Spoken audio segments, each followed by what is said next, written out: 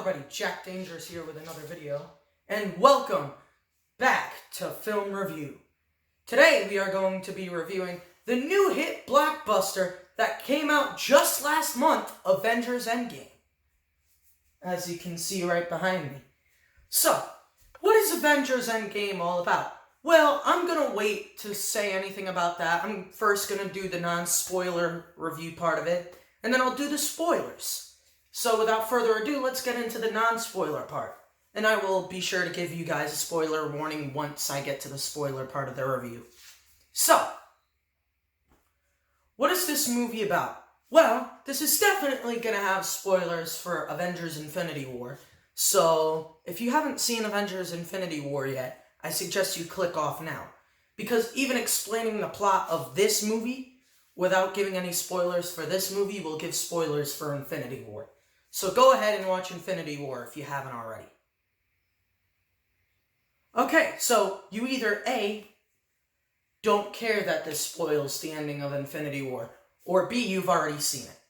So, now let's get on to the non-spoiler part of this review.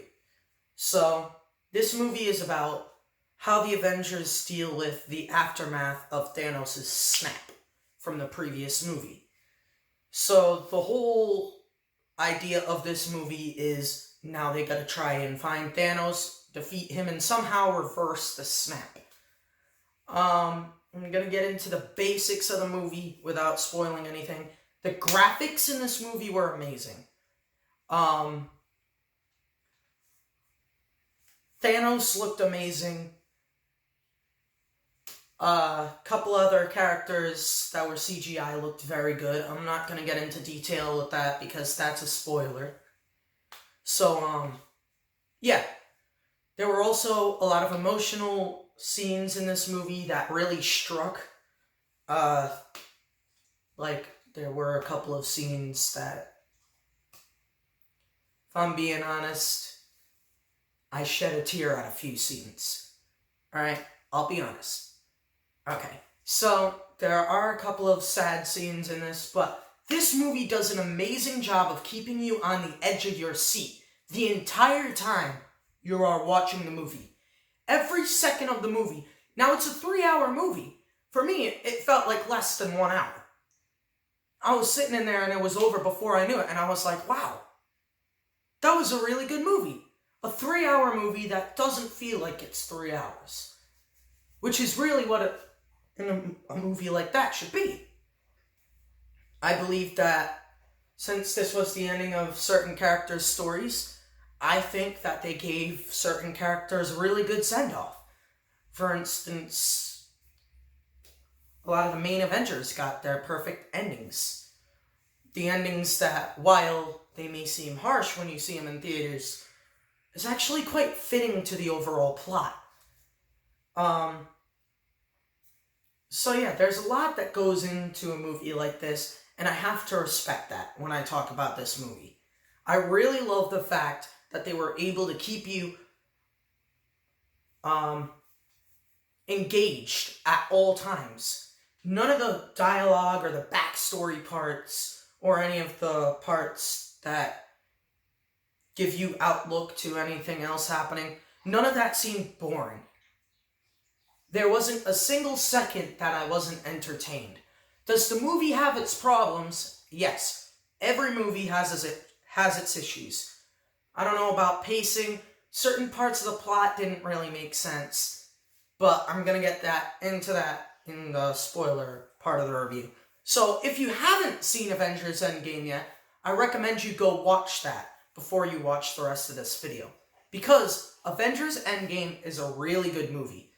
And it does a great job at finishing off these characters' stories. And it does an amazing job at being a perfect second part to Infinity War. So, without further ado, let's get into the second part of this video. Alright, so now we're in our spoiler territory. As I said previously, spoiler warning.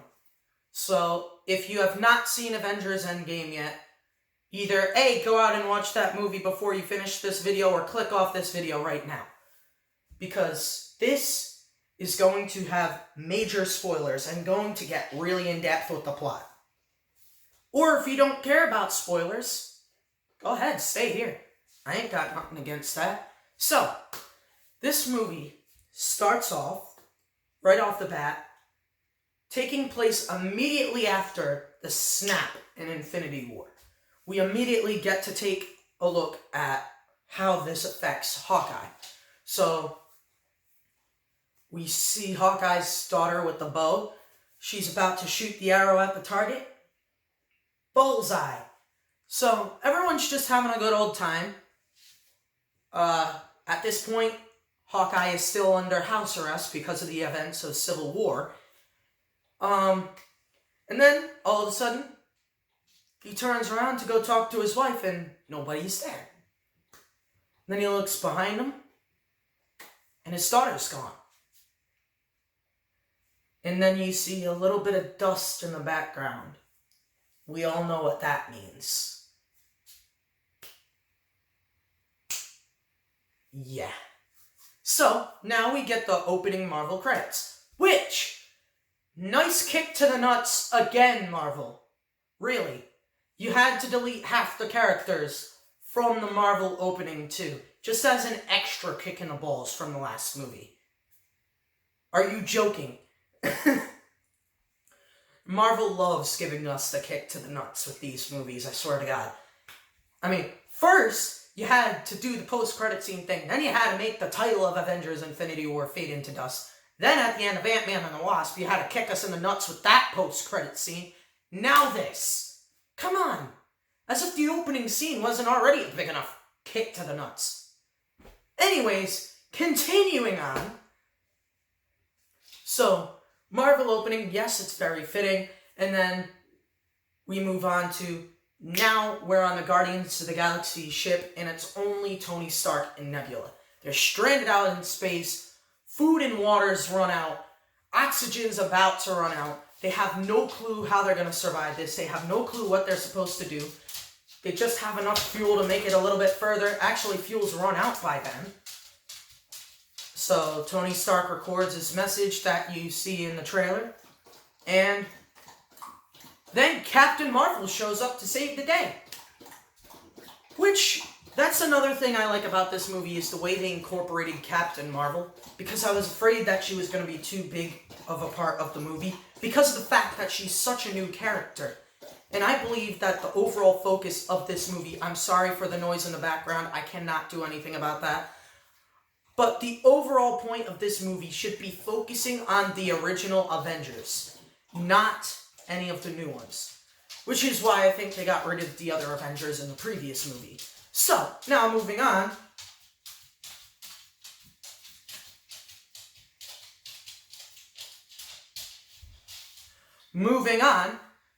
So, Captain Marvel, long story short, saves Tony Stark and Nebula, brings the ship back to the Avengers facility, and then we cut to inside the Avengers facility.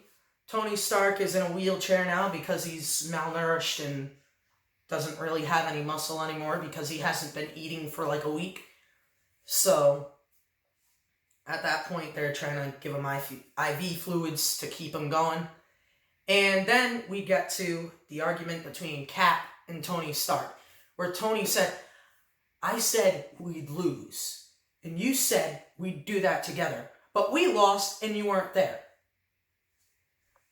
Obviously, that's referencing the fact that Civil War split up the whole team. And at this point, Cap's got that nice, cleanly shaven beard, you know? Just no beard anymore, just smooth.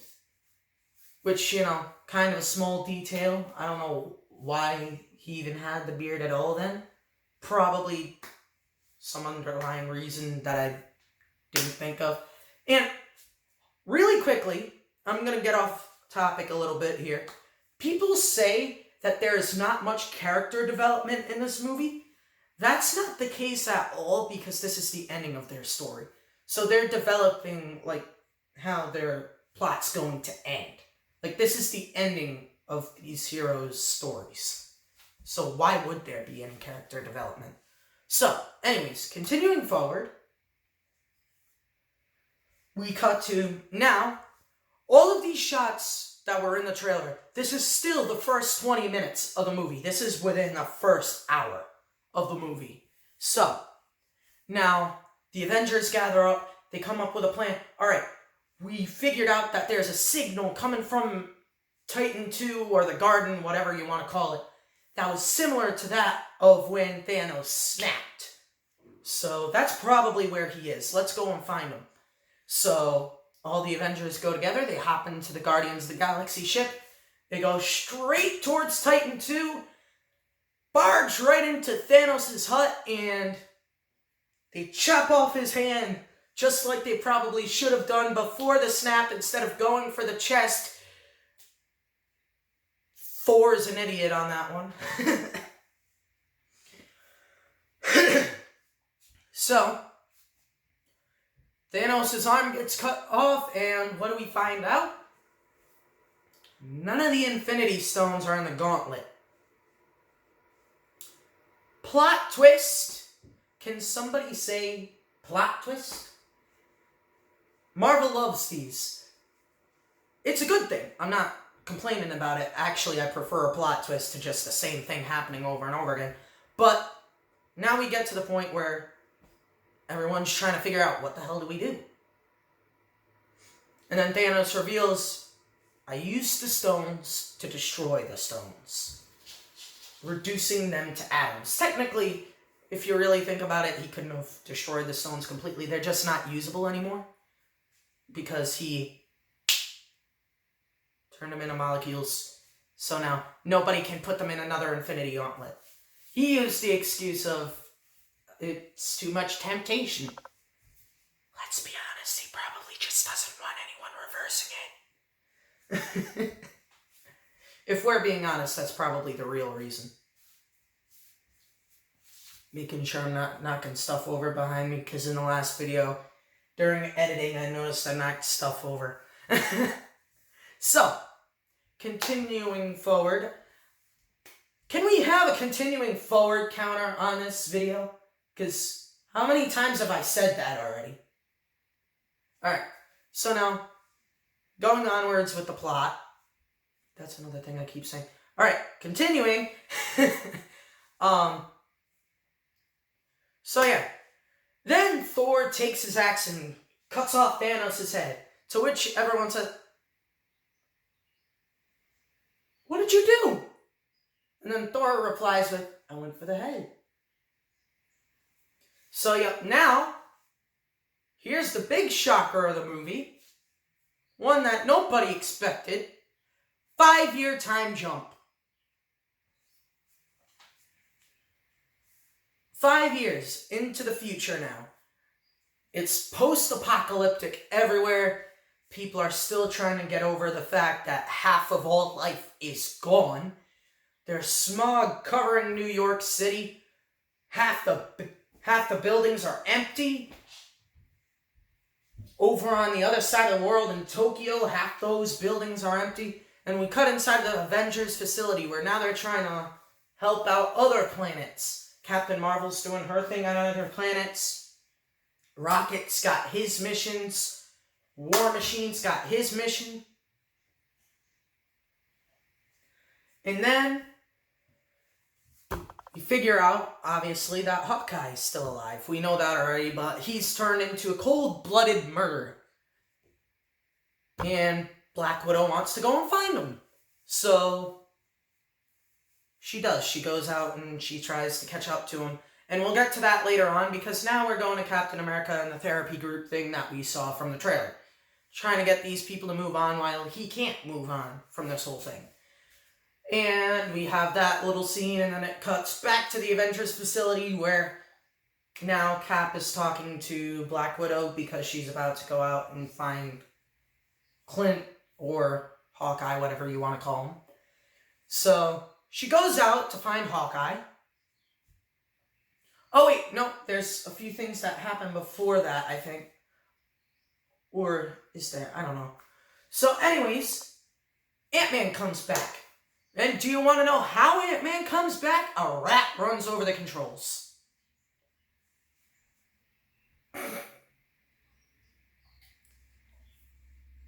I wonder if Doctor Strange saw that one in his 14 million possibilities. I wonder if he saw that happening. Because if so, then that's hilarious. So, yep. So a rat is the reason why Ant-Man can even be in this movie, and a rat's the reason why the rest of this movie can even happen. So, Ant-Man... Alright. So, Ant-Man, now, gets to the Avengers facility. We get that whole scene with... Is that, an old message? That's the front door. And then they let Ant-Man in, and then Ant-Man comes up with the idea of... You ever considered time travel? Which, how the hell nobody thought of this before is probably because of the fact that they thought it was impossible. You thought I was going to say, how the hell they didn't think of it before is beyond me, didn't you? Yeah, no. I figured I'd set it up that way to give the twist there. Like Marvel loves doing with the twists. So, they go over to Tony Stark's house, try and get him to do something about the time travel. Long story short, Tony declines because now he has married Pepper Potts and has a child. Pretty good reason to decline that, because he was like, look, and if you do anything to change the timeline, please, keep everything that happens with me the same. So, then everyone goes to Bruce Banner now because he's the second smartest person. And here's the other CGI character that I thought they did really good on. Professor Hulk. This scene was a little bit cringy because of the whole dab at the end, but I was like, okay, I'll just let that one slide. Pretend that didn't happen. And then Professor Hulk says, I don't know how to do this whole time travel thing, but I'll try. I'll try it. So, then they kind of figure out time travel. Not really. And this is the part where Black Widow goes to get Hawkeye, and then everyone goes to get Thor. Because they test it out and it works.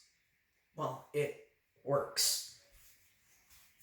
And then Tony Stark arrives at the Avengers facility, having figured out the secret to time travel. Yes, I know there's a whole scene with him figuring it out, but it all gets recapped in this one scene. So, I'm not going to have to explain that other scene. Because, long story short, Pepper Potts was like, look, I'm done trying to stop you on this, so... If you feel it's the right thing to do, go ahead and do it. So, Tony Stark, long story short, found a way to travel through time. Using these little rich wristwatch things. Screwed that one up. Yeah, but using these little wristwatch things. So, now, they found a way to sync up and everything so then you can travel back in time. So now, Hawkeye and Black Widow scene, we get to see Hawkeye slit this dude's throat. How this movie got a PG-13 rating and not an R rating for that one is completely beyond me. Because of how much blood they went through in that scene, I was like, cool? But, I thought this was PG-13, not rated R. So, continuing on. Now, everyone gets back to the Avengers facility because Black Widow got Hawkeye to go over there. And Thor's there now. Well, should I say Fat Thor, because Thor is now fat and he plays Fortnite and drinks beer. And he's got the beer belly, which is why he's fat. And you know, obviously because of the whole Thanos thing, Thor's a little bit depressed. Which, you know, the movie does crack jokes on the fact that he's fat. I don't really have an opinion on that. It made for good jokes. Some people got offended over it. I'm just like, it's a movie. That's my personal thought. But going on with that, I'm not going to get political here, so let's just continue on with this, because politics is not important to this movie, so I'm just going to continue forward.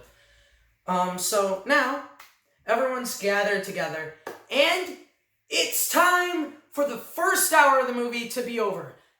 That's right, folks. This whole entire time I was talking, it's only been the first hour.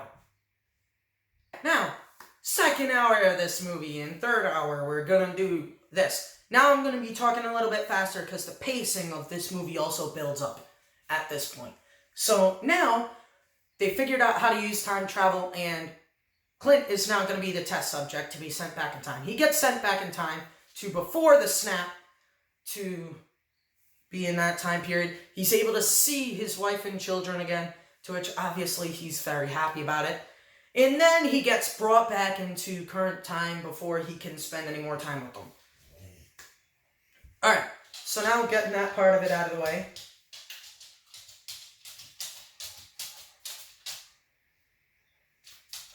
Getting that part of it out of the way. Now it's time for the huge test. Everyone comes up with a plan. Okay. We have 6 stones that we need to find. So, what time periods are easiest to get the Infinity Stones at? And then Black Widow brings up at one point, you have 3 stones in New York at the same time. That being the Time Stone, the Mind Stone, and the Space Stone. So obviously we know which time period that's going to be. But then Thor says about the ether, where that would be, which is like during the events of Thor: The Dark World. And then during Guardians of the Galaxy, there's the Power Stone. And then obviously, at the same time, they can go to Vormir and get the Soul Stone. So, now, they get split up into groups. Tony Stark, Ant-Man, the Hulk, and Captain America are all in charge of going back to 2012 to get the stones from New York. 4 people, 3 stones. Don't know how that's going to work out that well, but okay. So, those 4 go to 2012 during the Avengers. Then Thor and Rocket go to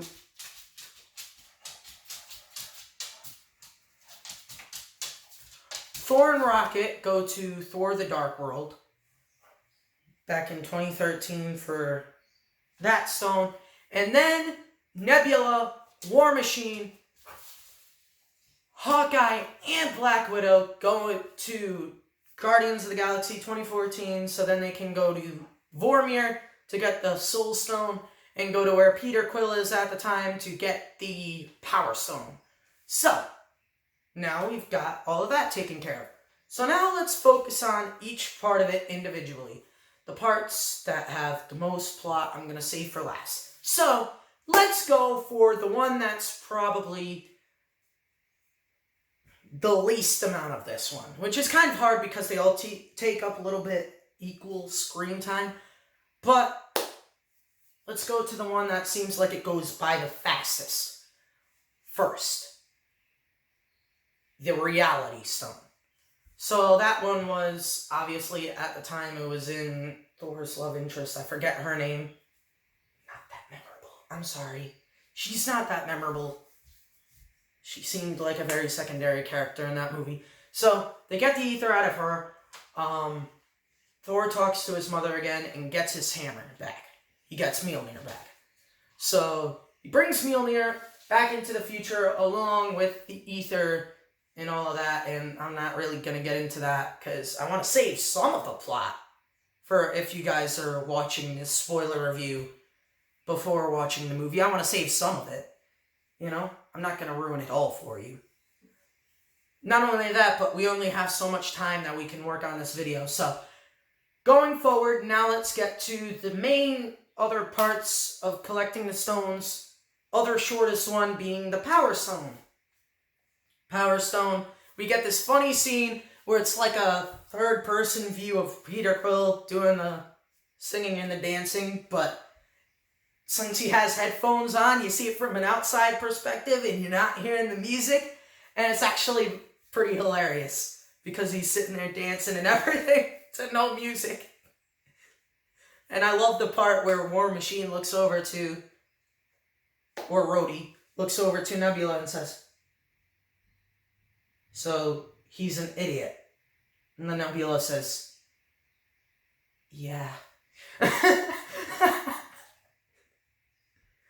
So they knock out Peter Quill, they run to the door, they get the Power Stone in the orb, and then Nebula's on the same software at the same time as the other Nebula in that timeline, so Thanos knows what's going on now. Which works into the last hour of this movie. We're still only in the second hour of this movie. Yes, I know. Long-winded movie to talk about, but I swear to God, it doesn't feel this long when you watch it in theaters. So. Okay, so. Now, I'm gonna save the Soul Stone one for last. So, now we get into the main 3 stones, the big part that's focused on the most. Where it's during the events of the Avengers. Hulk's going out to see if he can grab the Time Stone from Doctor Strange. Doctor Strange doesn't have the Time Stone yet. So, who does he go to? He goes to the Ancient One. And the Ancient One won't let him get the Time Stone because if you take the Time Stone away from this timeline, then it's going to create an even darker timeline. And then Hulk explains to the Ancient One, look, if I take this stone back to your time, after I've already taken it to my time, and I bring it back here, then that timeline gets erased. And that timeline can never happen because I brought back the Time Stone. And then the Ancient One said, I'm still not giving you the Time Stone, because what if you die during these missions? What if something goes wrong? What if you can't bring them back? And then Hulk brings up, then why would Doctor Strange give up the Time Stone? And that's the big realization for the Ancient One, like, Doctor Strange was supposed to be the best Sorcerer Supreme or something like that. I forgot exactly what she said. But said something about Doctor Strange was supposed to be the one who knew best or something like that. So she gives up the stone to the Hulk after that. So now Hulk's part of the story is done. So now we move on to the main 3. Captain America gets the Mind Stone with the scepter after this cool scene in the elevator where you think it's going to be like, okay, before we get started, does anyone want to get off? And then the fight scene. But no, this time he goes, hey, we're doing check on that scepter. And then to earn their trust, he leans into the guy next to him and goes, Hail Hydra. And you can see him smirk as he brings the Mind Stone out. Obviously, a nod to the comics when he said Hail Hydra and actually meant it because he was secretly a part of Hydra in the comics. But, guys, don't worry, that is not the case in the movies. I don't think. Maybe. I don't think so, though. So, now going forward with the plot, we get to, and now the Space Stone. And this is where the story starts to get a little bit more complicated. Because now, Tony Stark's trying to get the Space Stone from the Avengers at that time. So he has Ant-Man go inside of the arc reactor and pull a plug somewhere that sends Tony Stark in a cardiac arrest. So then there's a good distraction. He goes to grab the Space Stone, and then the Hulk in that timeline, who had to take the stairs, is mad because he had to take the stairs, so he busts open the door and runs over Tony Stark. Kind of funny. So yeah, now Loki takes the Space Stone and travels somewhere else. So now there's a branching timeline. Now that's a branching timeline where Loki is somewhere else now. So, now Tony Stark meets up with Captain America and Ant-Man and starts talking about, well, we have to get this Space Stone and we have to get more Pym particles. what's the time period that we could get more Pym particles and the Space Stone? So they go back to the 1960s, I think? Yeah, the 1960s.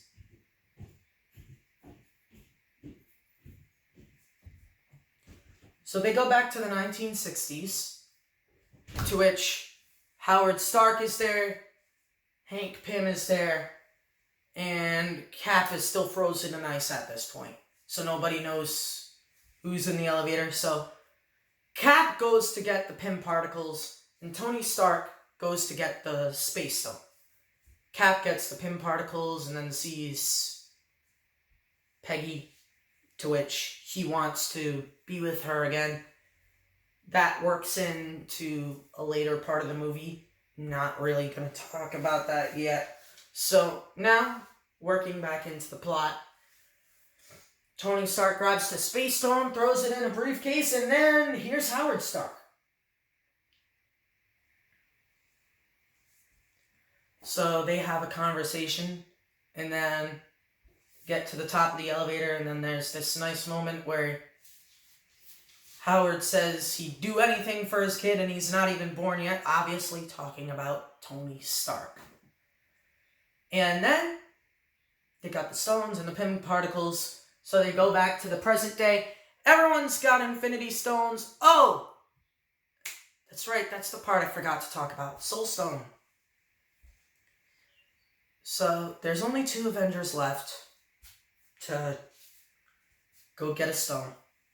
Hawkeye and Black Widow. So they go on Vormir. Now, I'm starting to get serious here because this is one of the sad parts of the movie. So, they get onto Vormir, and they meet Red Skull, and they're like, okay, where's the Soul Stone? We need the Soul Stone, and then Red Skull says it's not that easy. And he tells them, one of you has to make a sacrifice. One of you must sacrifice the other. You must lose that which you love. And then they sit there for a minute, they're thinking about it, and they're like, oh, crap. So they're pacing around trying to figure out, alright, who's going to be the one to do it? Who's going to be the one to go off the cliff? And then we see this whole huge fight scene between each one of them trying to fight to be the one to jump off the cliff. Now you'd think that it would be the opposite, and it would be like trying to fight to see who can sacrifice the other. Winner doesn't get sacrificed, but no, it was like winner gets sacrificed.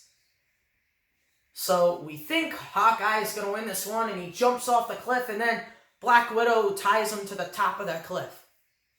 Hawkeye tries to save her, and then she makes him let go, and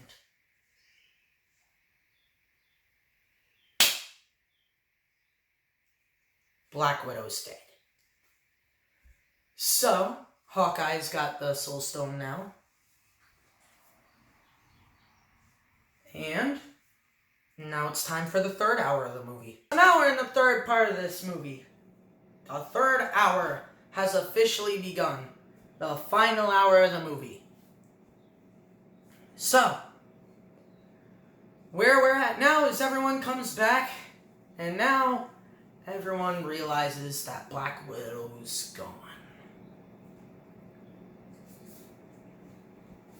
So, everyone's trying to figure out what the hell they're going to do now that she's gone, and they decide they're going to go through with still trying to bring back half of all life. So, they put all of the stones into the Stark nanotech gauntlet. And there's actually this really funny scene where all of the stones get put in, and then Rocket goes boom and scares the crap out of everybody. When in all reality, nothing happened, which I thought that scene was one of the funny scenes of the movie. So now, time to figure out who's going to wear the Stark gauntlet. 4 volunteers himself, but he's not in the right shape to be doing it, so everyone says no. No, Thor, you can't do it right now. You're not in the best condition. So the Hulk says, look, I'll do it. After all, he's been exposed to a lot of gamma radiation, and he said that there's a lot of gamma rays in the stones. So he puts on the Infinity Gauntlet, snaps his fingers, and brings back half of all life at the cost of his right arm. And he throws the gauntlet off his hand, hits the ground, and then, alright, everything's good now. Everyone's been brought back into existence. Oh yeah, by the way, Thanos kidnapped Nebula from this timeline, and the Nebula that's there at that time is the one from 2014. So we figure that out right at the last second as she now lets Thanos in the current time, and boom! The entire Avengers facility gets blown into bits. And everyone's dead, movie over, the end. No, they survived this, actually. So now, it's the final hour of the movie, and huge fight scene begins right now, because now all the Outriders are in the remains of the Avengers facility. Hawkeye's currently got a hold of the Infinity Gauntlet, and he's trying to run down this hall, running from these things. Thanos' army is trying to come through everywhere. Nebula takes the gauntlet from Hawkeye, and it's the Nebula from 2014, so that's not a good thing. And then, well, actually there was a scene beforehand where we get the realization that everyone's back now because the fact that Hawkeye's wife called. So, and I will be honest, there are things I'm leaving out of the movie because either A, they're not important to the plot, or B, I don't want to spoil everything. I'm just talking about the main important pieces. So, now we're in the final fight scene, and then we have this huge fight scene. Now, everyone, all the remaining Avengers, which is basically all the ones that can fight Thanos, you have Thor, Tony Stark, and Captain America, all going towards Thanos, who's sitting there, just doing nothing, just waiting. He's got this cool double-bladed sword, which is like a helicopter blade that he throws around. He fights all the Avengers, and Cap blocks him a couple times with his shield. And then, just as Thor is about to get stabbed through the chest by his own axe, Thor's hammer Mjolnir starts to lift up, hits Thanos in the face, goes all the way around Thor, and right into the hand of Captain America. And this point is my favorite. That's my favorite scene of the whole movie, is that part right there. Because then Captain America starts going ham on Thanos, beating the crap out of him with Mjolnir. And then, now just as you think all the Avengers are about to be put down, Cap gets a message from Falcon, on your left, and then all these portals open up and all the Avengers that got snapped out of existence in the last Avengers movie come back. And now, Thanos' army comes up onto the horizon. Ant-Man turns into Giant Man, busts through the roof, letting the Hulk, Rocket, and War Machine down. The Infinity Gauntlet switched hands by this point. And then we get this cool scene where Captain Marvel's back now. She destroys like half the army, like half the army ships. Goes to punch Thanos in the face. She actually holds her own against Thanos for a little while until Thanos now at this point has a hold of the Infinity Gauntlet because of a whole scene and everything.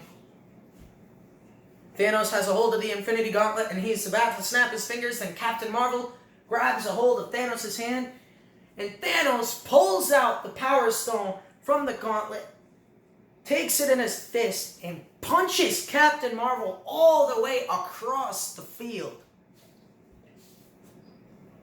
Now, that was pretty cool. So then, he puts the Infinity Stone back in, or actually, I think I might be saying a little bit of this out of order, but there's also this scene with Scarlet Witch, where she's just throwing stuff at Thanos. almost completely overpowered, almost being able to crush Thanos before obviously she's interrupted by that point. And then, now we're approaching the end of it. But I want to mention a couple of other cool things that happen before I get to that part, like, for instance, Tony Stark and Spider-Man reuniting. You have Bucky in the battle, and Spider-Man finally uses instant kill. Thank you. One of the coolest scenes I have ever seen. That's probably my second favorite part of the movie. Would be when Spider-Man finally uses instant kill. Because of how cool it looks. So, now, I'm not really going to get into detail with all of that stuff. Let's just say it's an all-out brawl for the last hour of the movie.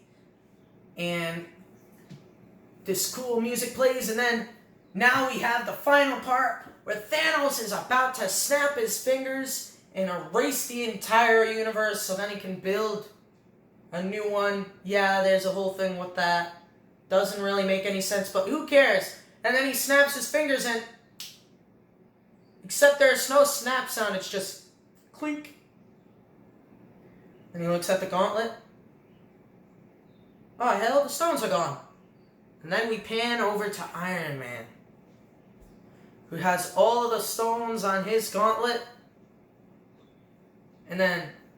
oh, wait, actually, beforehand, when Thanos is about to snap, he looks at Iron Man and says, I am inevitable.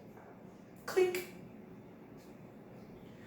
And then Tony Stark, you see all the Infinity Stones go on in his hand, and then he says, and I am Iron Man. Hold on. There we go. And wipes Thanos and his whole army out of existence. Now, obviously, that's too much power for a human being to be able to handle. So, yeah, Tony Stark ends up mortally wounded by the end of this. Yeah. So, he's sitting there, and then Pepper Potts, War Machine, and Spider-Man are all there to his aid. War Machine starts off talking to him. Then Peter Parker tries telling him, hey, we've won. And then Pepper Potts tells Tony Stark, you can rest now. And Tony Stark's arc reactor goes out and he dies. And then, final scene of the movie, the funeral. This is the one where everything else in the entire movie comes together. So now it's time for Cap to return all the Infinity Stones back to their time. And just as they're about to bring Captain America back, 5, 4, 3, 2, 1, they click the button. He blew right past his timestamp.